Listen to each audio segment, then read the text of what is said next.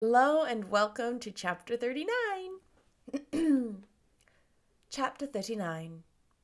It was the second week in May in which the three young ladies set out together from Gracechurch Street for the town of Blank in Hertfordshire, and as they drew near the appointed inn where Mr. Bennet's carriage was to meet them, they quickly perceived, in token of the coachman's punctuality, both Kitty and Lydia looking out of the dining-room upstairs.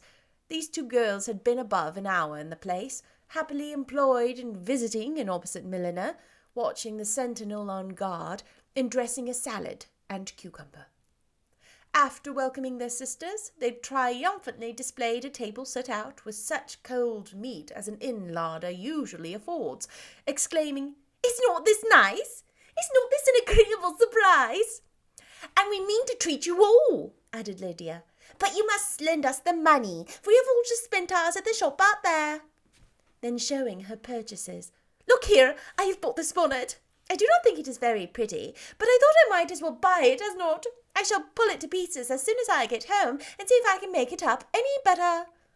And when her sisters abused it as ugly, she added, with perfect unconcern, "Oh, but there were 2 or 3 much uglier in the shop, and when I bought some prettier coloured satin to trim it with fresh, I think it would be very tolerable.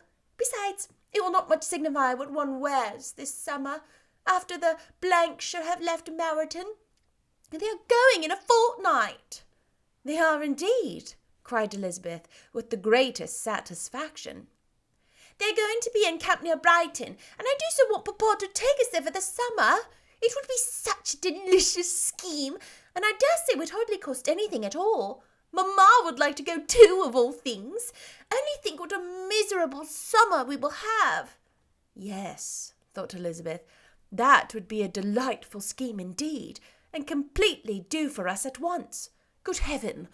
Brighton and a whole campful of soldiers to us, who have been overset already by one poor regiment of militia, and the monthly balls of Meryton. "Now, have I got some news for you?" said Lydia, as they sat down at table. "What do you think? It is excellent news, capital news, and about a certain person we all like." Jane and Elizabeth looked at each other, and the waiter was told he need not stay. Lydia laughed and said, "Aye, that is just your formality and discretion. You thought the waiter must not hear, as if he cared. I dare say he often hears worse things than what I'm going to say. But he is an ugly fellow. I'm glad he's gone. I never saw such a long chin in my life. Well, but now for my news. It is about dear Wickham. Too good for the waiter, is it not? There is no danger of Wickham's marrying Mary King. There's for you. She has gone down to her uncle at Liverpool. Gone to stay. Wickham is safe." "And Mary King is safe," added Elizabeth. "Safe from a connection imprudent as to fortune." "She's a great fool for going away, if she liked him." "But I hope there is no strong attachment on either side," said Jane. "I am sure there is not on his. I will answer for it. He never cared 3 straws about her. Who could about such a nasty little freckled thing?" Elizabeth was shocked to think that, however incapable of such coarseness of expression herself, the coarseness of the sentiment was little other than her own breast had harboured and fancied liberal. As soon as all had ate, and the elder ones paid, the carriage was ordered, and after some contrivance, the whole party, with all their boxes, work-bags, and parcels, and the unwelcome addition of Kitty's and Lydia's purchases, were seated in it. "How nicely we were all crammed in!" cried Lydia. "I'm glad I bought my bonnet, if it is only for fun of having another bandbox. Well, now let us be quite comfortable and snug, and talk and laugh all the way home. And in the first place, let us hear what has happened to you all since you went away. Have you seen any pleasant men? Have you had any flirting? I was in great hopes that one of you would have got a husband before we came back. Jane will be quite an old maid soon, I declare. She's almost 23. Lord, how ashamed I would be if not being married before 23. My Aunt Phillips wants you so to get husbands. You can't think. She says Lizzie had better take Mr. Collins, but I do not think there would be any fun in it. Lord, how I should like to be married before any of you, and then I would chaperone you all to the balls. Dear me, we would have such a good piece of fun. The other day at Colonel Forster's, Kitty and me were there to spend the day, and Mrs. Forster promised to have a little dance in the evening.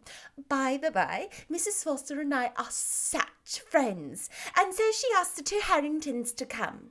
But Harriet was ill, and so Pen forced to come by herself. And then, what do you think we did? We dressed up Chamberlain in the woman's clothes on purpose to pass for a lady. Only think what fun! Not a soul knew it but Colonel and Mrs. Forster, and Kitty and me, except Aunt, for we were forced to borrow one of her gowns, and you cannot imagine how well he looked. When Denny and Wickham and Pratt and 2 or 3 of the other men came in, they did not know him in the least. Lord, how I laughed, and so did Mrs. Forster. I thought I should have died, and that made the men suspect something, and then they soon found out what was the matter. With such kinds of histories of their parties and good jokes did Lydia, assisted by Kitty's hints and additions, endeavoured to amuse her companions all the way to Longbourn. Elizabeth listened as little as she could, but there was no escaping from the frequent mention of Wickham's name. Their reception at home was most kind. Mrs. Bennet rejoiced to see Jane in undiminished beauty, and more than once during dinner did Mr. Bennet say voluntarily to Elizabeth, "I'm glad you are come back, Lizzie." Their party in the dining-room was large, for almost all the Lucases came to meet Maria and hear the news. The various were the subjects that occupied them. Lady Lucas was inquiring of Maria after the welfare and the poultry of her eldest daughter. Mrs. Bennet was doubly engaged, on one hand collecting an account of the present fashions from Jane, who sat some way below her, and, on the other, retelling them all to the younger Lucases, and Lydia, in a voice rather louder than any other person's, was enumerating the various pleasures of the morning to anybody who would hear her. "Oh, Mary," said she, "I wish you had gone with us, for we had such fun. As we went along, Kitty and I drew up the blinds and pretended there was nobody in the coach, and I should have gone so all the way if Kitty had not been sick. And when we got to the George, I do think we behaved very handsomely, for we treated the other 3 with the nicest cold luncheon in the world, and if you would have gone, you would have been treated too. And then when we came, it was such fun. I thought we never should have got into the coach. I was ready to die of laughter. And then we were all so merry all the way home. We talked and laughed so loud that anybody might have heard us 10 miles off." To this, Mary very gravely replied, "Far be it from me, my dear sister, to depreciate such pleasures. They would doubtless be congenial with the generality of female minds, but I confess they would have no charms for me. I should infinitely prefer a book." But of this answer Lydia heard not a word. She seldom listened for anybody for more than half a minute, and never attended to Mary at all. In the afternoon, Lydia was urgent with the rest of the girls to walk to Meryton, and to see how everybody went on, but Elizabeth steadily opposed the scheme. It should not be said that the Miss Bennets could not be at home half a day before they were in pursuit of the officers. There was another reason, too, for her opposition. She dreaded seeing Mr. Wickham again, and was resolved to avoid it as long as possible. The comfort to her of the regiment's approaching removal was indeed beyond expression. In a fortnight they were to go, and once gone, she hoped there could be nothing more to plague her on his account. She had not been many hours at home before she found that the Brighton scheme, of which Lydia had given them a hint at the inn, was under frequent discussion between her parents. Elizabeth saw directly that her father had not the smallest intention of yielding, but his answers were at the same time so vague and equivocal that her mother, though often disheartened, had never yet despaired of succeeding at last. Oh, that's the end of chapter 39. Oh my gosh, Lydia. Lydia makes my right here get tight and hurt when I do her voice. Because she's so ridiculous and she's so excited. She reminds me of like a little yappy dog, like a chihuahua. It's kind of, what I'm imagining my hip, blah, blah, blah, blah, and like you don't, like it doesn't even matter what she's saying. She's just going.